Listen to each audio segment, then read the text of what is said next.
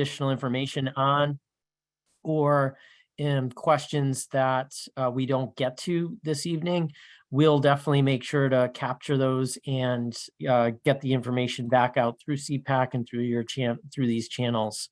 So I hope you all had a wonderful holiday. You know, we're just coming off Thanksgiving weekend, and it was a little bit warmer than the week before, thankfully.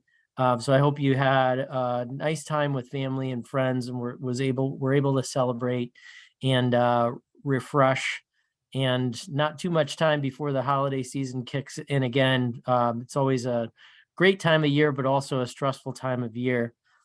Speaking of stress, I do want to again acknowledge all of the hard work and effort that our schools and educators are engaged in this massive transition, as there's new learning, not only for a new system, but also for the new IEP document.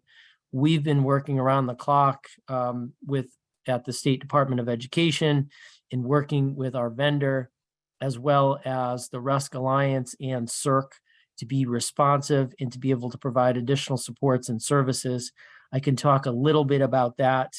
I want to make sure I highlight a few important resources that are on the newer side, to make sure you're all aware of our newer resources and information, and then to talk a little bit about the rollout moving forward for the remainder of this year and what to expect in the future.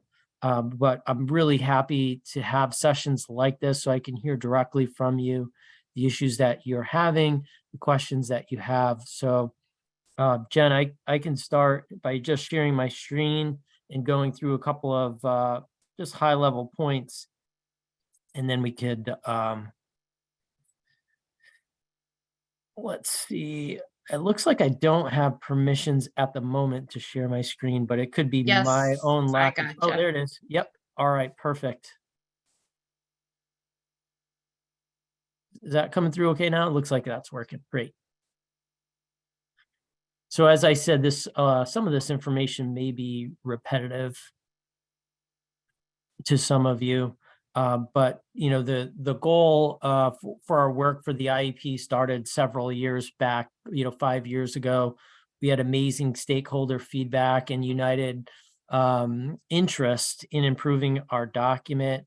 We're very proud of the document's status, but received some really great feedback from parents, educators, and parent advocates recently, and some clarifications needed around the new document. So again, once we get to Q&A, I want to make sure that we hit all the questions and make sure that we provide clarification, because there are some substantial changes, not in the requirements of what's in an IEP, but certainly in the document output. And two examples of new items that weren't in place before, as far as forms too. So I do have some slides on that. Just wanted to thank again all the stakeholders that were engaged and provided us feedback on the document itself.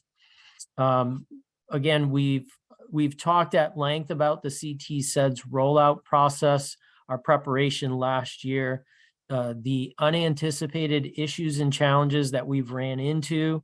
Happy to talk about those and our response at the state level based on some of the anticipated issues, but also ones that were not anticipated, and acknowledging the frustrations that have been engaged, but also some of the successes that we've had in milestones in the rollout to moving forward. So happy to provide clarification around that. Just a couple of sections. I mean, this, some of you are very familiar with this document. Others haven't seen it perhaps, and some of you may be receiving a new document. The rollout this is a transition year for the new IEP, which means as students have annual reviews, the new document will be in place. So that is a requirement moving forward. Before a student has an annual review, there is not a requirement to use the new document, and the previous form and template can be used. Some districts have contracts with their previous vendor to continue to use their previous system. for review and revise PPT meetings and other amendments. For example, there is a smaller number of districts that do not have contracts with the previous vendor, and they are fully engaged in the utilization of the system. Another requirement would be for a student's first IEP. If a student was referred to special education for the first time this year, they would also, if determined eligible through that process, would also have a new IEP. Just some of the highlights, you could see the portrait versus the previous landscape. We do have an additional IEP amendment section for amendments that are made in place to make that very clear for both educators and for parents right in the beginning of the document. We reference the document now by sections rather than page numbers. So that's another shift in thinking. The two documents that I wanted to highlight that were really not in play in previous years is what's called a planning and placement team record of meeting. And that is a document that essentially what the title states. It's a way and a mechanism for districts and parents to capture that the meeting happened either before a student has an IEP or when planning and placement teams come together and there isn't a revision to the document. Our previous IEP had pages that were not actual IEP, were not an actual part of the IEP, even though they were pages in our IEP document. And those were the first 3 pages of the IEP, which contained demographic information, which is now our section 1, and the summary and recommendation from PPT meetings, and also prior written notice. So those aspects were pulled out, again, to streamline the required aspects of the IEP. So in previous years, a district would submit to a parent page 1, 2, and 3 of the IEP when the IEP was not being revised. Since those pages no longer exist, this is a new document, again, that has very basic information, as you can see. It would just contain the members of the PPT meeting, the demographic information, as well as a summary and a recommendation of what happened at those meetings. The resources here are built into the system for parents to receive those required documents and resources at various times in the special education and PPT process. I will jump over to our website as well because I want to make sure I share with you our new IEP manual as well. The summary of meeting, as I mentioned before, the planning and placement team meeting summary was pulled and removed from the IEP document. It was optional in previous years, so it's still optional now. Some districts and teams choose to use the summary of PPT meeting this year. So it is a separate document in the system. When the school district chooses to use a summary for the planning and placement team, it is a record that is shared with the parent and would be part of that packet. That would be our expectations. And obviously when districts do not use the summary of performance, it is not a record because it's not being used. So I just wanted to provide that level of clarification. And we've received a variety of feedback on this. The summary of planning and placement team were areas where there was issues in previous IEPs, and what was printed and or stated there. It's not designed to be a transcript of the meeting, but to capture information. And there are very positive aspects of a summary. And we've heard that feedback as well, that it's helpful for parents and for school teams as teams move through. So as of now, again, in the system, it's not part of the IEP, but accessible for teams. Happy to answer any more questions or concerns on that as well. We have a bunch of questions coming in. Oh, should I stop now? Chat. Yeah, feel free to stop now. So that's perfect. Okay, thank you. So I'm going to scroll up to the top so I can see the first one. Sorry, that came in. So the first one's from Jessica, and this is a question that we get from a lot of families. Yep. Can districts opt out of using the parent portal and choose to mail hard copies of the IEP to the parents? Yeah, I'm going to get to the parent portal in a bit too, and walk everyone through that. So I wouldn't consider it opting out of the parent portal, but we in the system at the individual student level, a parent portal can be unchecked. And why a district may choose to do this is as they're learning a new system, they want to ensure that the documents that the parents receive are in fact finalized and accurate. So for example, the IEP, once it's finalized, automatically would be sent to the parent portal. And so, similarly, for example, a planning and placement team notice would automatically send to the parent portal if the parent has an email and a cell phone number in the system, because there's a 2-point verification that happens within that. So I'll describe that again a little bit more when I have the visual slide in front of us. But the answer is yes, a district can, by student, turn off that automatic mechanism. And the reason that they would do that is because their staff are learning a new system and experiencing these documents. So they want to make sure their checks are in place before they send, the documents through the system. So it's designed as a tool and a communication tool and mechanism that we would expect once districts are acclimated to the new system, the documents are finalized and accurate, and then they're sent.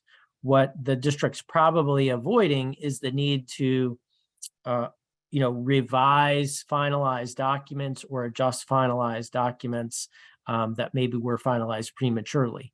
Now, we've designed rules of completion in the system to ensure that documents can't be finalized unless they have the necessary information.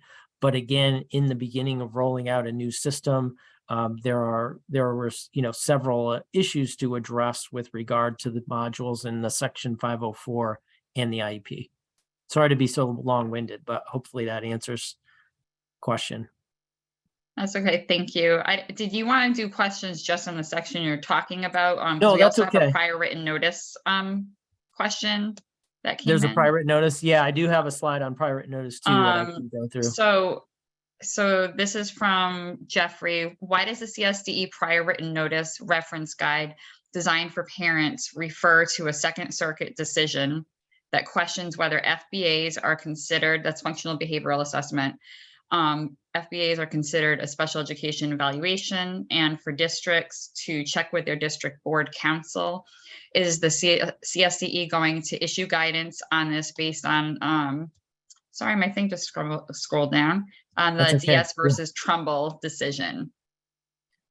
Yeah, Jeff and I have spoken about this before, and so that's not a new question, but the guide. So the CSDE designed and I can show you this on our website. We designed a tool and a template for districts, again, to assist with acclimating to the new prior written notice template.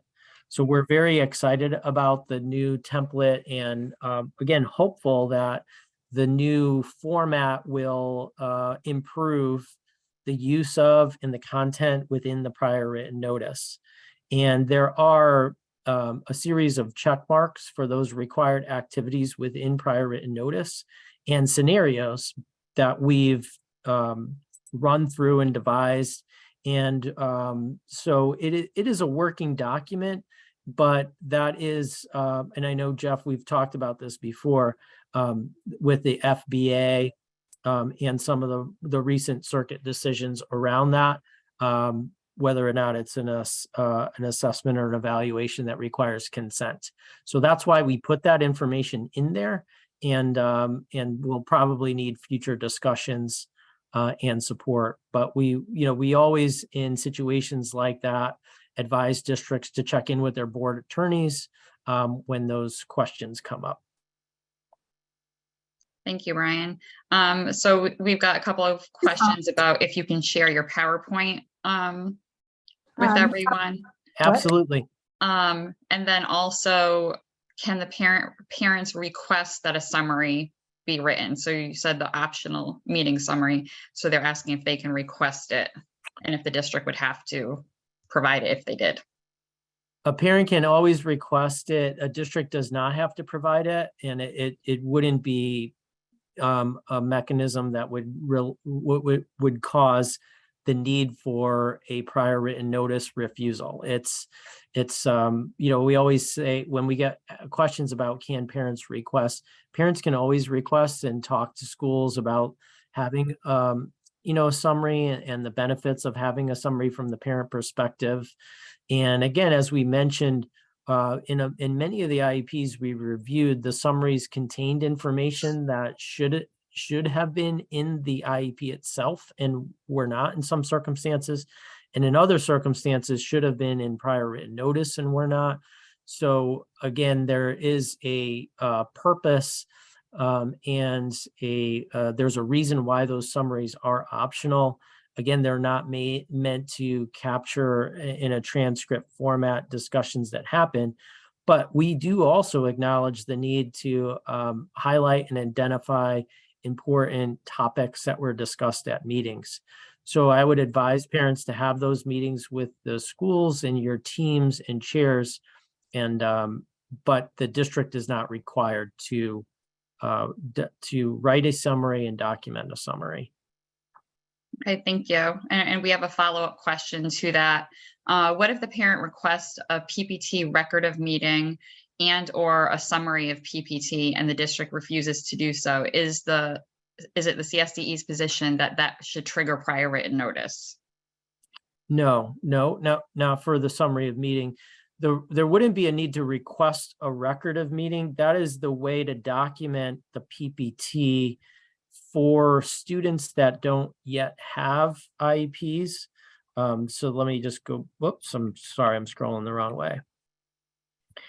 Back here, so the examples that we give are for students, for example, in an initial referral, and it's their first planning and placement team meeting, or when that team comes back to review evaluations and the student's not found eligible, there isn't an IEP document in those cases.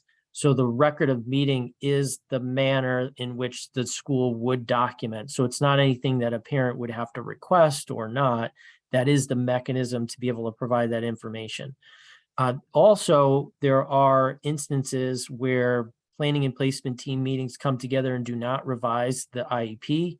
And again, the record of meeting is the way to document that in the system. These people, members of the team attended. Here were the recommendations moving forward, and the prior written notice would be delivered with that document as well. So neither of those items would trigger a prior written notice. Thank you. Welcome. So this one's not directly an IEP question, but someone's asking, what if a school refuses to record a PPT?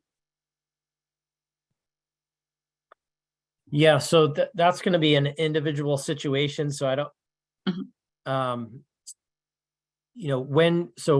with recording PPT meetings, and I don't want to step out of my lane here, the parent, can record or request that a meeting is recorded. Situations have changed since virtual meetings, planning and placement team meetings have become more prevalent. But when a parent, in person would ask to record the meeting or say that they were recording the meeting, the school district would also record the meeting so that there would be, comparable record of that instance. But we've had discussions with both board attorneys and parent attorneys and advocates and parents on this topic, especially within the context of the virtual setting, that I think we could, we'll try to answer that question more thoroughly in future sessions. Okay, thank you. You're welcome. And I wanted to ask Dana, you asked, it sounds like a refusal to me. Why is that not a refusal? Are you talking back about the record of meeting and meeting summary? Refusing summary. So prior written notice is for very specific things. It's whenever the district proposes or refuses to make a change in the provision of FAPE, a free appropriate public education. Sorry, my mouth is very dry tonight. And if they refuse or propose to do an evaluation, if there's a change in placement, and what's the other one I'm forgetting here? Eligibility. Eligibility. So those are the very specific things that it's supposed to trigger the prior written notice. Does that make sense? Jen, I was just looking to share my screen for just to provide a visual for that, but not finding. Whoops. Is that coming through? Yes. Great. So let's just go. So just navigating through our new IEP website here, we do have documents just to put a visual to the question. So this is the prior written notice, the new template, which used to be on. It's not, Brian. Oh, it's sorry, not showing? We're seeing the CT SEDS action plan. Shoot. Screen. Let me try again. I'm sharing my full screen here. There we go. Is the prior written notice showing Yep. now? Great. So this is our new template across the state for prior written notice, which used to be page 3 of the former IEP. And you can see, as Jen described here, these would be the 4 actions that the team would take that would be a refusal, either to change or initiate identification, evaluation, placement, and the provision of FAPE. And the way to think about the provision of FAPE is any content in the IEP itself. And so we had many check boxes in our previous document around why those proposals or refusals were in place. So the text box really provides flexibility for teams to think about what is it what are the reasons why the district is proposing or refusing to take those actions, and to describe those. Again, not necessarily lengthy, but the text box provides flexibility for those teams to be able to describe those in an accurate way. So we do talk about the prior written notice in our new IEP manual. I will pull up just quickly because Jeff referenced this document too. This is the resource that he referenced and we were talking about. And you can see the first one here talks about the Second Circuit decision for FBAs as a note to districts. And when these PPT actions occur, we provide guidance on how those relate to those initial 3 checkboxes on top of the new template. So again, this is a tool and a resource that will be looked at continuously and revised. It's not a static tool or template. Great questions.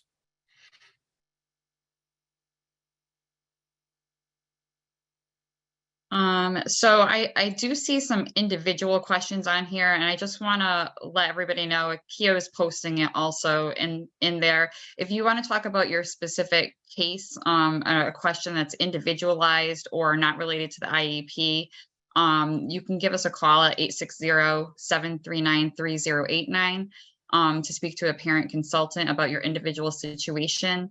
And you can also email us at cpac@cpacinc.org. Great. Am I missing any questions that I didn't say in the chat? Keo. There are just a few comments regarding the refusal of the summary. Mhm. I think it's important to note that the summary has always been optional. So it's not like Yeah. they're taking it away because there's a new system or a new document. It has always been optional. So please keep that in mind. Thank you. Yes, we can post the number in the chat again. Thank you. Oh, you got it? Okay. All right. Please feel free to type in your questions. Brian, did you have more that you wanted to show the group while you're waiting for more questions to come in? Sure. Yeah, I can keep going. And just stop me along the way, please, because I really want this to be interactive and ensure that that I hit any highlights or questions that you have either about the system or about the IEP document itself.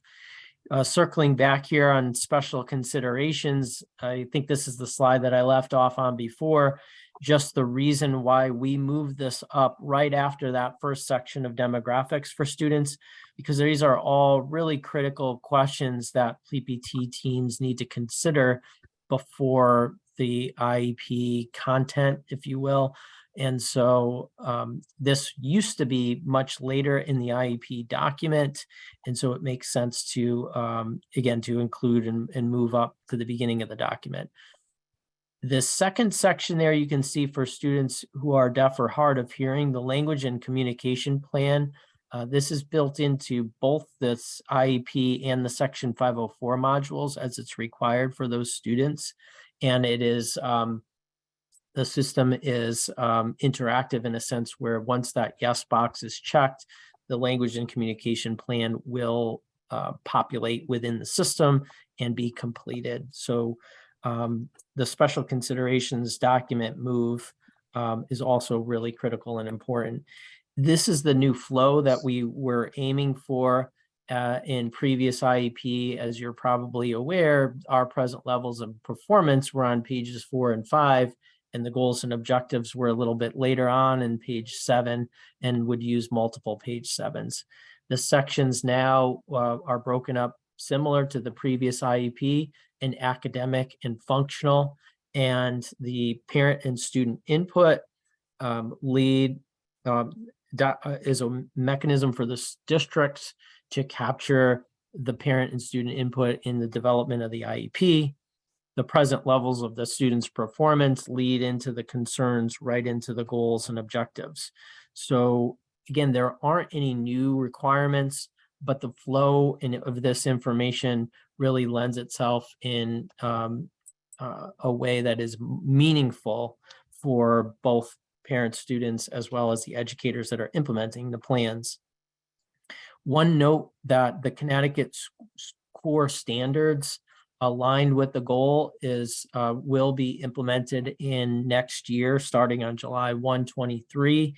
And that is, it's not a requirement to be in the IEP, but it is a requirement to ensure that our students' goals are aligned with standards, grade level standards within the system. So we're really excited to have that feature and aspect and doing some, more training along those lines.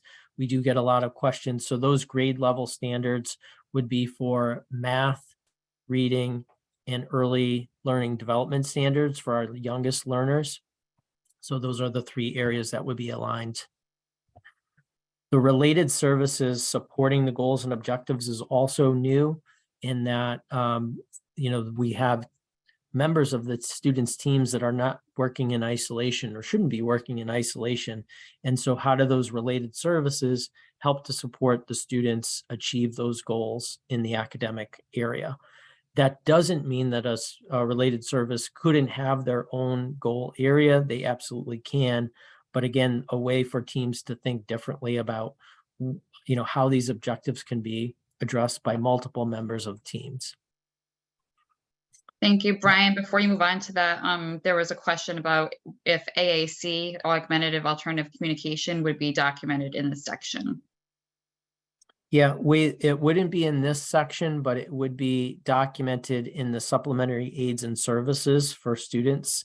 I can show you that on the IEP manual when we switch to that form. So The supplementary aids and services is also configured a little bit differently. What used to be page 8 on our IEP is now broken up into sections that are accommodations, modifications, adult support, and assistive technology.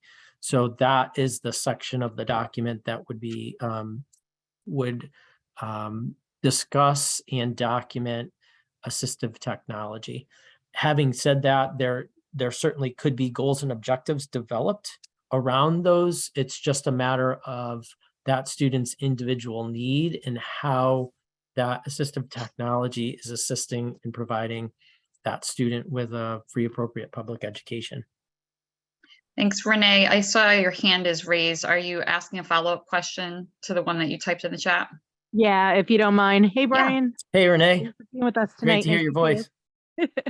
voice. Yeah, so what I was referring to wasn't necessarily the section that you have up on your screen right now. Yeah. But earlier when you were showing the communication plan, Yep. I thought I remembered the communication plan being primarily for deaf and hard of hearing. Correct. Before, is that still the primary use of it, or because use AAC have communication challenges and use an alternative mode, it's still not appropriate to be in that section? Sorry, you broke up there a little bit. So for the so this would be for students that are deaf or hard of hearing, but I think you were asking about students that may be nonverbal or using AAC devices to communicate. Yeah, yep, you hit it on the head, because Okay.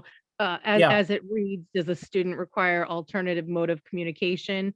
For many children, especially the non-speaking, their mode of communication is AAC, so an alternative mode.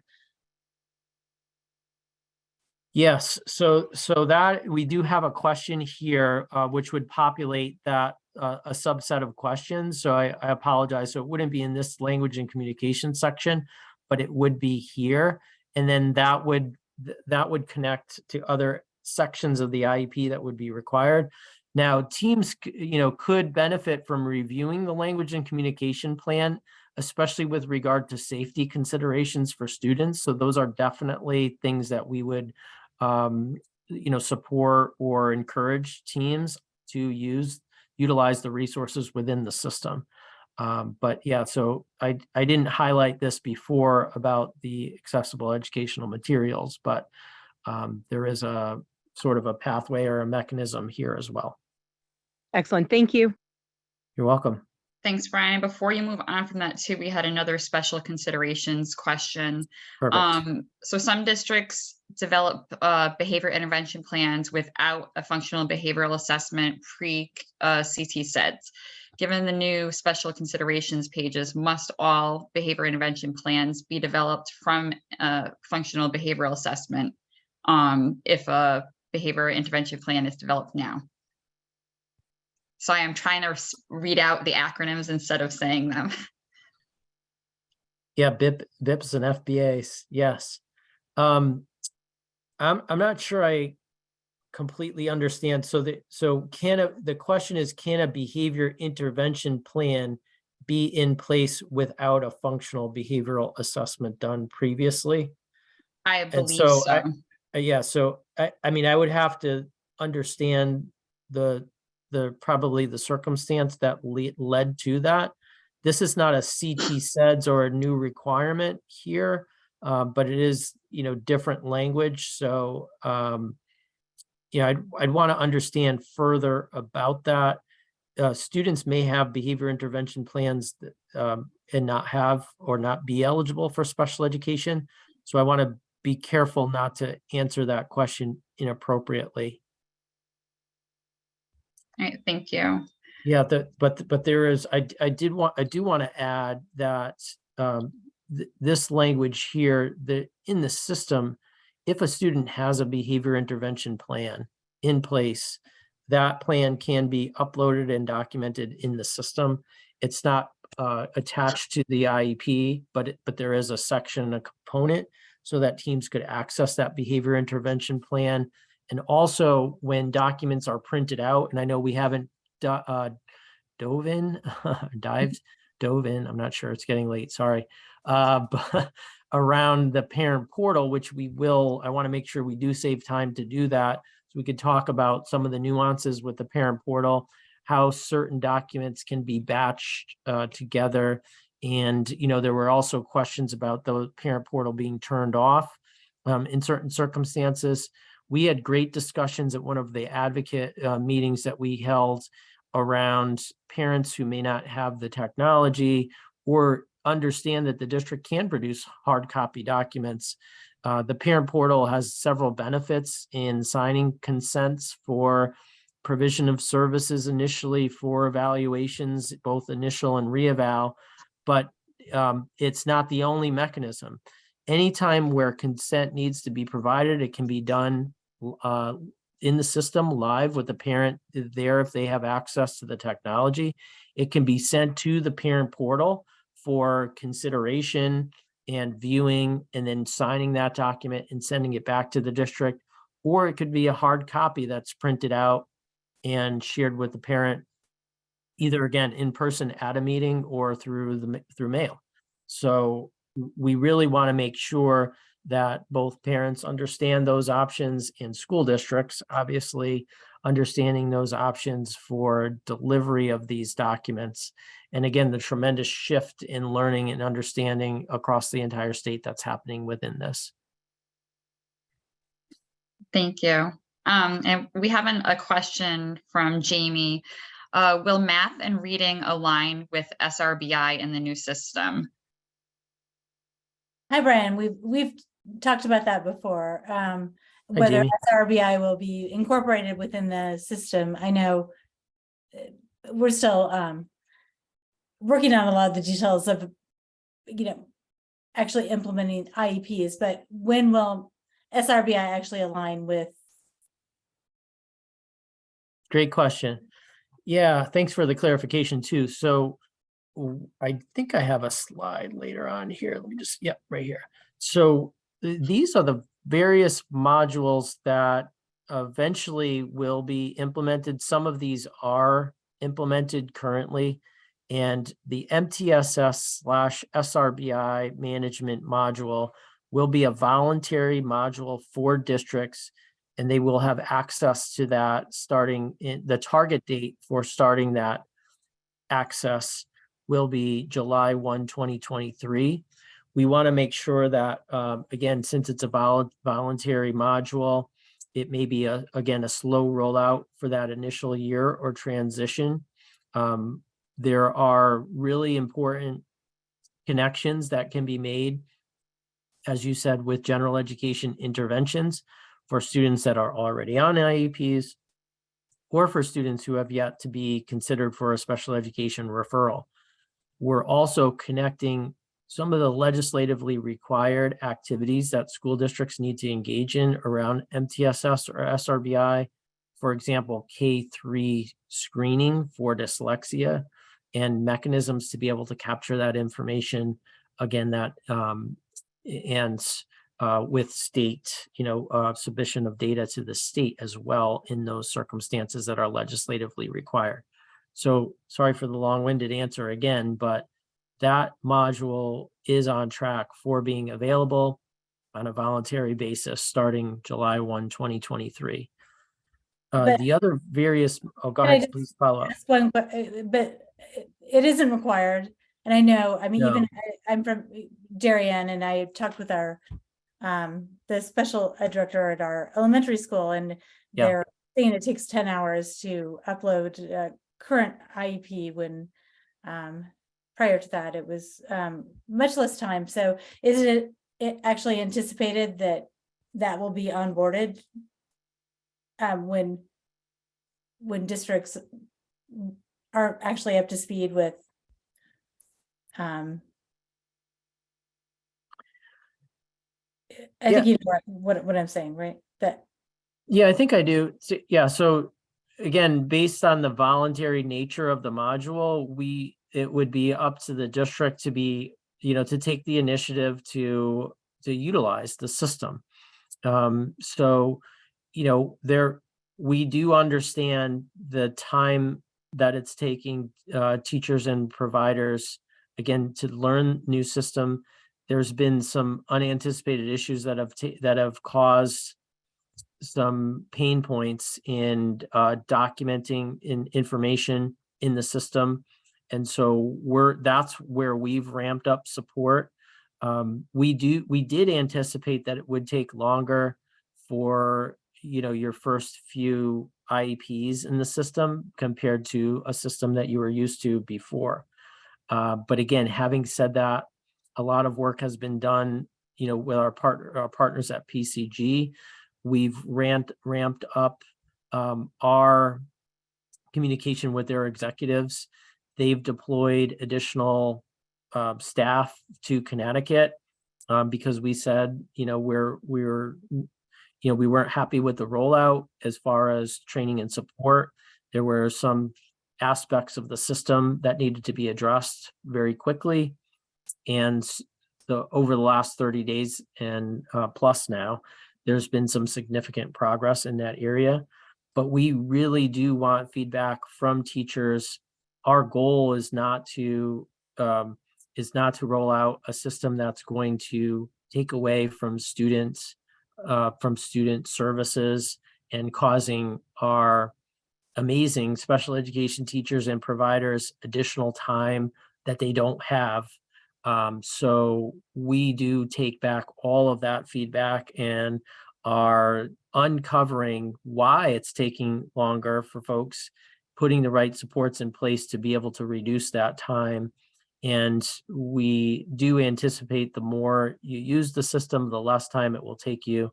But again, there's been some challenges related to that rollout, and we fielded several, emails, phone calls, and meetings with districts and educators to understand the challenges that are in place. And again, working around the clock to make sure that we alleviate any undue time or, challenges that, again, folks don't have time for, especially with all of the stressors around staffing shortages and all of the other factors that school districts are facing. So we do understand, we do get positive compliments from teachers as well about the system and aspects of the system they like. And so, but we do really take seriously those comments about the number of hours that it takes to do IEPs and other aspects of that system. So appreciate the question, Jamie, but, full circle back to the MTSS and the SRBI connection. We would know who is utilizing the system.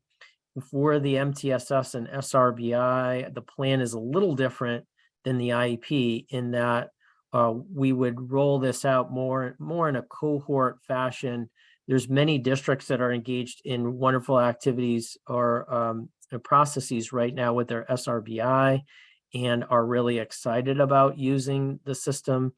They're engaged, soon will be engaged next month in piloting or collaborative testing of that module. So we're excited again about the potential of alignment, but know that we want to be mindful of the rollout and how we want these modules to be tools again to assist. And so we'll do everything that we can to roll that out in a planful and strategic way. Thank you. Can I just one quick follow-up? Does it align Sure. with social emotional learning and the Yes. SFDI content as far as collecting data for that? I know there's a It pilot. does. Yeah, okay. Yeah, it's the three areas that would be, for SRBI, which would be reading and math and social emotional behavior. So there's different components within that, but certainly the system is capable of collecting that data and monitoring that student's progress through that module. Okay, thank you. Sorry for taking so much time. No, it's important, and I'm happy that we talked about the time that it takes teachers and related service providers to do those IEPs. Again, I mentioned that was one of the slides further on. So I'm happy to speak about that and talk in more detail about our supports.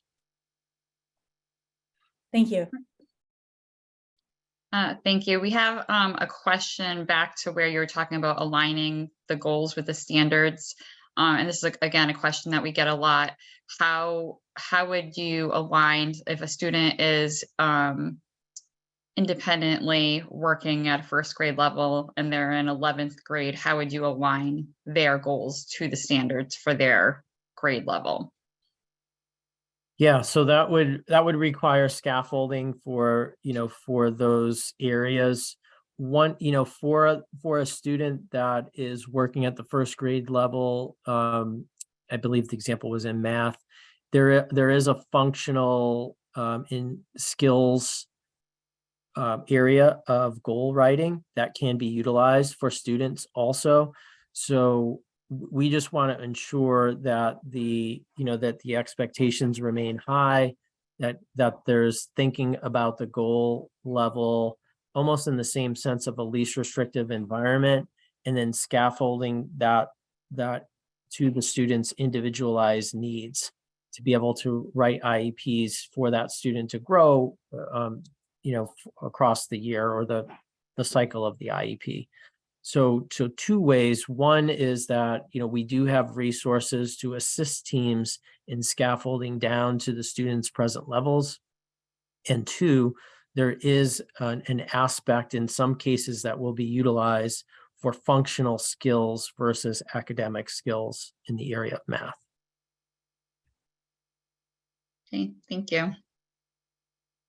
All right, I don't see any other questions. I see one that's an individual question. We'll post our number again in the link, in here in the chat, so that if you have an individual question, you can give us a call. Thanks, Jen. Yeah. All right, just stop me again as needed. So the parent portal, and we'll share this PowerPoint with everybody as well. I wanted to make sure you had access to this video. It's a brief video, it's 3 minutes, that just walks folks through the, again, the mechanism of how a parent would receive information, that a document was sent to the document repository, and a step-by-step process as well. We have a 1-pager. It's actually 3 pages. I guess it's a 3-pager then. Excuse me, I'll just pull it up for it quick.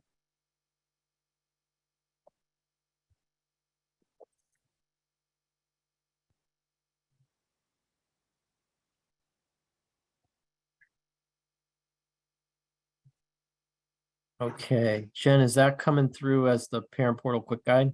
Mhm. Awesome.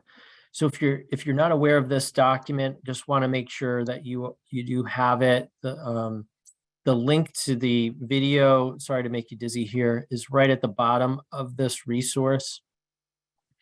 But this provides just really brief information along with snapshots of what information the parent would receive, the initial email, that a document has been sent to the parent portal for your attention. Once that's received, there's a verification for the parent to either choose text, voice, or email. That can be refreshed. And again, there's no need to worry about being timed out. If you're timed out, it can always be re-accessed. You can request a second authorization. Once you do receive that access code, it can be entered and logged in. And then the documents that you can see, this is a nice little visual of the student. The documents will be sent based on which document was sent most recently down through. Obviously, this will build over the years for students, especially given the fact that this is our transition year. One important note is that the parent portal is a tool to be able to share documents either during a meeting or at the conclusion of planning placement team meeting processes and 504 processes. It's not a comprehensive student record. So in the transition to our new system, school districts the State Department assists school districts in pulling 3 years of static documents from their previous vendor to be able to upload into the new system as a document repository, so that teams working in the new system could reference previous IEPs or previous evaluations, whichever electronic documents that they had in that system. So those are located in the student document repository. Those wouldn't be documents that are in the parent portal. The parent portal would be documents that, as I mentioned, as the student's going through the special education process and pushed through automatically upon finalization of those processes.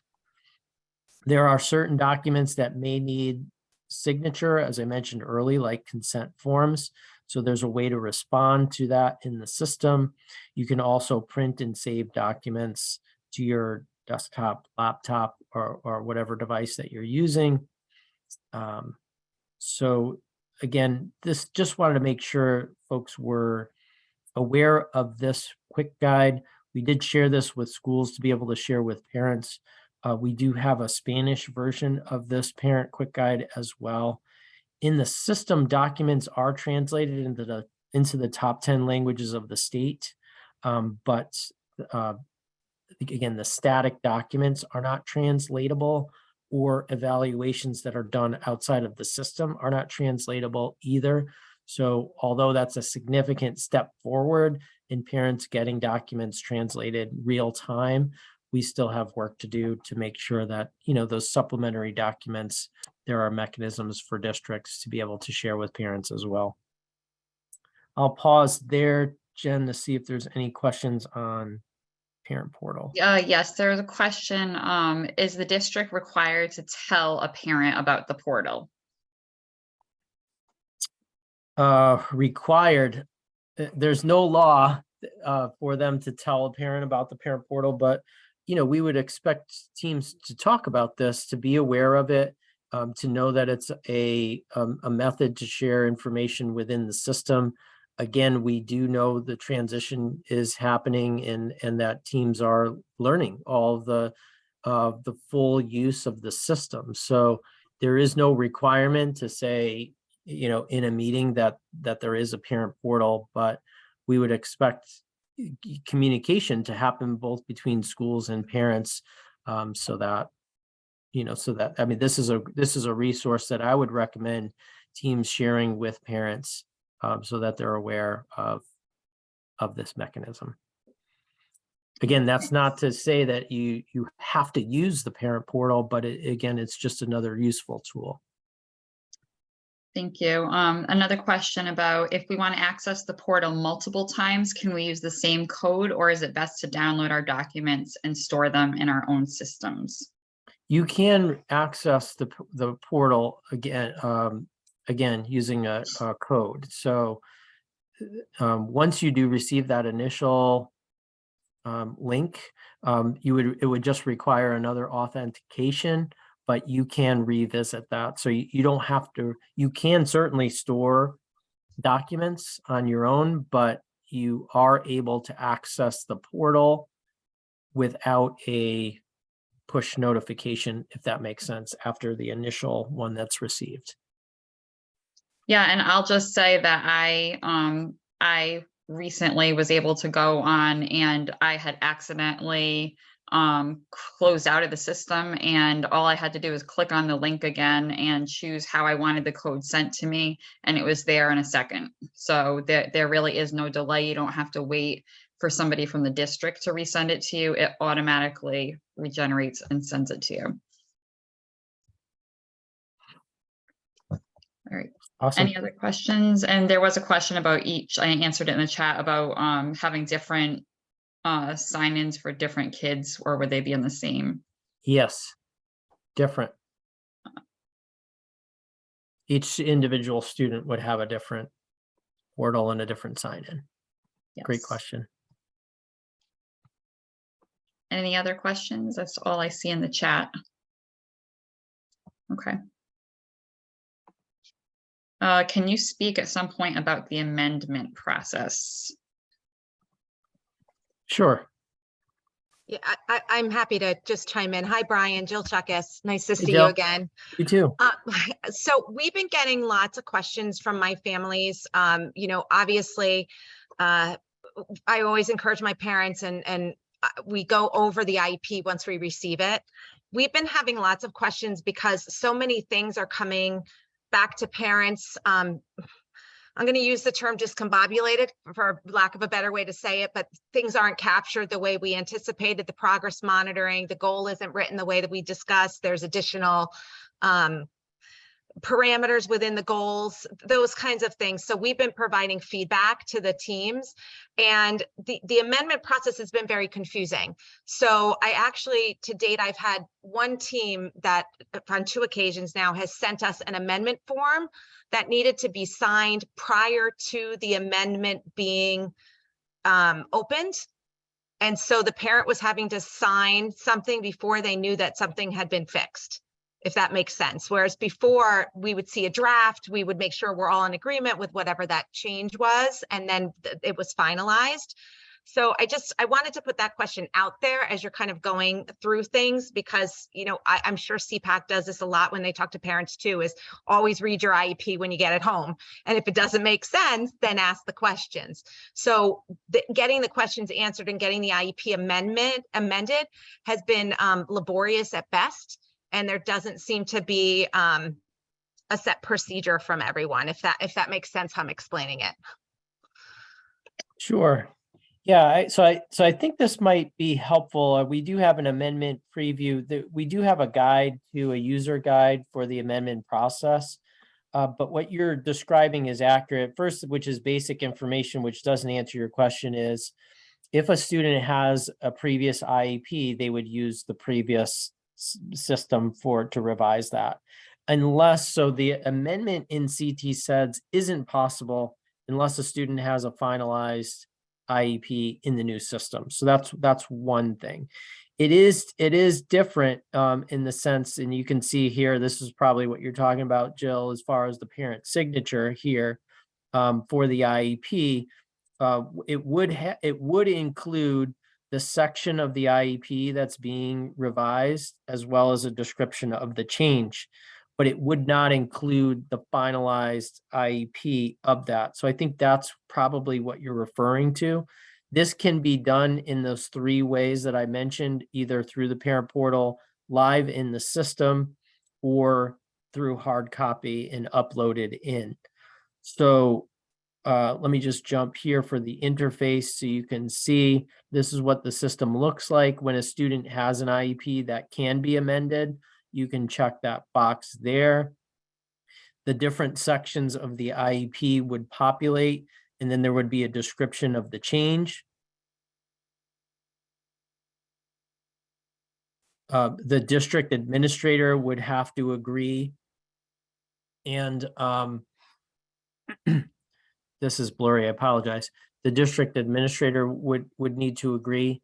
What a nuance here is if a draft is created here, the administrator would have to sign twice. So that's one thing that we advise, is there really isn't a need to do a draft of the administrator kind of okay to move forward here. So this generates the document that goes to the parent initially. Once that's received, if the parent disagrees, the process ends. If the parent agrees, the process moves forward. This is a very new concept because CT SEDS is a process-based system, not a forms-based system. So student workspace, when an IEP is generated, the workspace is populated in the system. Before you do an amendment, you have to ensure that the IEP workspace is reverted back to that last finalized IEP that is in place and being implemented. So that's the mechanism that the school district uses to ensure that that's ready now for the changes. There's a warning that occurs to say, are you sure you want to revert this workspace?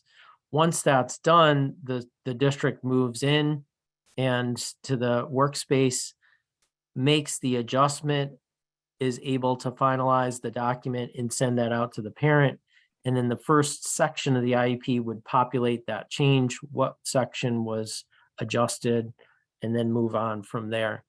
So I hope that answered your question. It sounds like in your circumstances of what you described, it is a little bit of a different process than in the previous system, in having the draft maybe pages that are revised along with that initial agreement. But Right. Yeah. yeah. But typically I wouldn't have, or as a parent myself, but I wouldn't allow one of my parents to sign something when they didn't know what they were really signing about. Right. So I'd want them to see that document. So that's what I was getting confused about, because Yeah. I've had a couple districts share, no, we have to have you sign this before we can even populate it. Yes. Okay, so that's Yeah, a change. and so in the that's system. where the section of the IEP and having the communication with the parent and then describing it in that section really needs to capture the parent's understanding of what will happen in that amendment.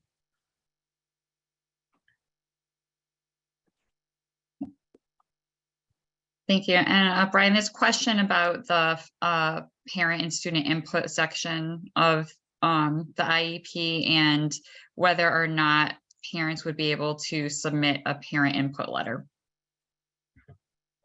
Yeah, so in the system, let me just stop sharing here since there isn't a visual. In the system, there is a mechanism for districts to upload if parents are interested. Well, first of all, as far as character limits, there aren't character limits as there were in some of the other systems within reason in those sections. So there is the ability for the districts to write in, collaboratively with parents to make sure their input is needed in the development of the IEP. If there are separate documents that the parents request and the school districts can upload into that section of the system as well. It won't print on when the IEP is finalized, but it is captured in the system.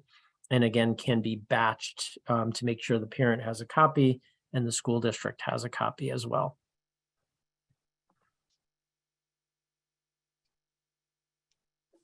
Okay, thank you.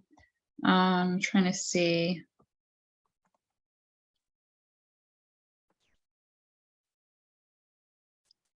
Do you see any other questions, guys, that I'm missing? No? Okay. Here's one. Can I request the district provide me with the prior written notice at the PPT, even if we are not using the parent portal? So prior written notice is required for planning and placement team meetings, again, where the district's proposing or refusing those actions that we went over earlier. So it's not a matter of requesting. The prior written notice isn't connected to the parent portal in any way necessarily. So those should be happening naturally as part of the planning and placement team process, irregardless of whether a parent portal is being used. So if a parent portal is not being utilized, then the parent would receive a hard copy of the prior written notice if there were actions taken by the PPT. Thank you. I thought I saw a comment. I keep scrolling past it. Jovi or Keo, can you read it?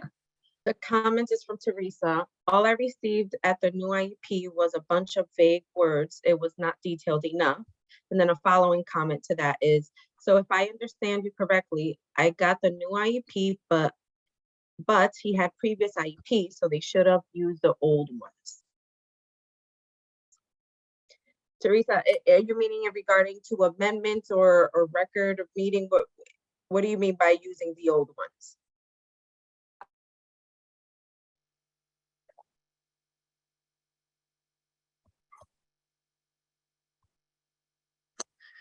Yeah, I'm not sure if Teresa can clarify, but just for when I mentioned the IEPs, so the new IEP is not required for a student unless it's their annual review.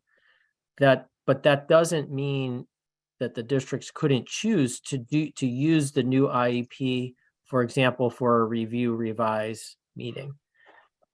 So it's just, again, it's a transition year. So at the end of this year in our system, all students will have at least one IEP in the system because they would have had an annual review this year.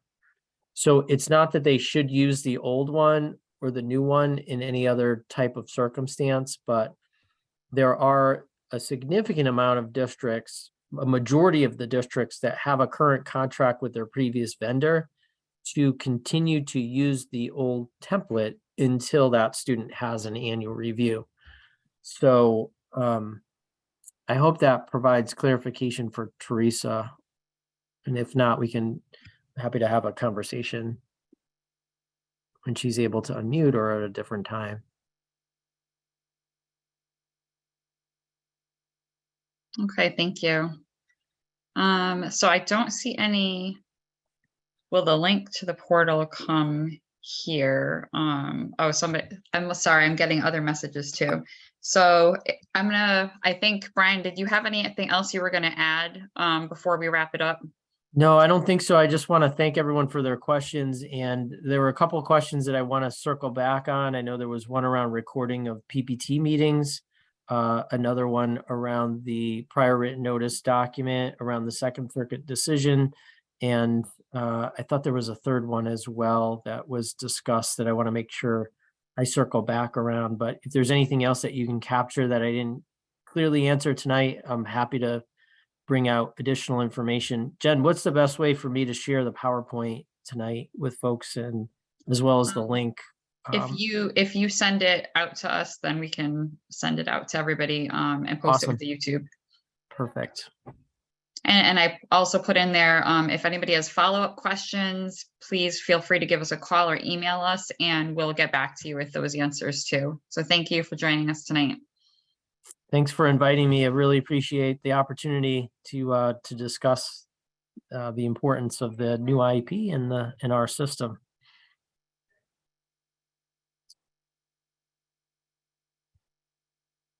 Have a good night, everybody. Thank you. Night. Thank you, Brian. Have a good night. Take care.